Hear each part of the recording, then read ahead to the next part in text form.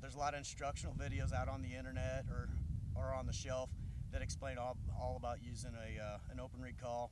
So I'll kind of go through this quickly on how open reed functions. The open reed has an air channel and a tone board, okay, and a reed.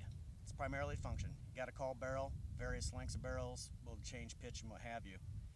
The functionality of how an open reed works is the vibration of the reed against the air channel and tone board. The longer the reed, the longer the travel, the lower the notes are. The shorter the reed, the higher pitch the notes are. It vibrates a lot faster at a much higher frequency. So basically, on how to use a call is you go lip or tooth pressure in your mouth. The reed will sit and vibrate as you blow. Blowing from your diaphragm, not from your mouth, what have you. Howling's all about using your diaphragm, having good control of your diaphragm, having the muscles built up to be able to gently release air. Here's a good tip on how to practice that, especially if you're new on howling, to build your diaphragm as well as practice on air control. Again, I talked about changing pitch by being able to slide your teeth up and down on the reed, but also you can change pitch by the amount of air blowing out. That's what I do. It makes a much smoother howl. Going up and down the reed is just not conducive for a smooth howl.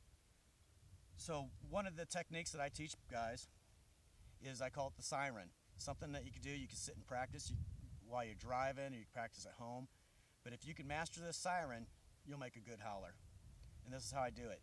I'm going to put my mouth on the middle of the tone board, and I'm going to condition myself to blow softly. It's a little bit harder to softly again, and the variety is not really big between the what I'm calling blowing soft and blowing hard. But what it teaches is your diaphragm. It builds the muscles up. It helps you control the air release. The more you practice it, the better you're going to be at howling.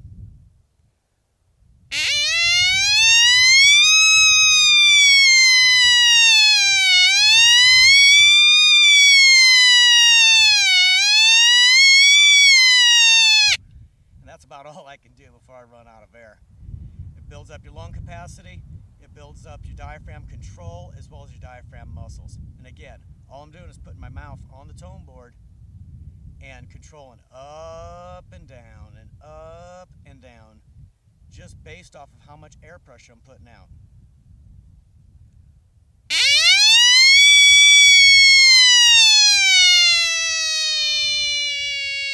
I'm barely putting any air out right there.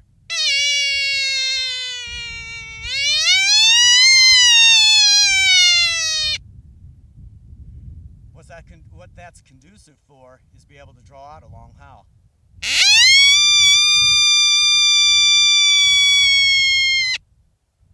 It also works well when I'm doing an aggressive howl, except that I'm going to pop my teeth off the tone board and let it abruptly stop.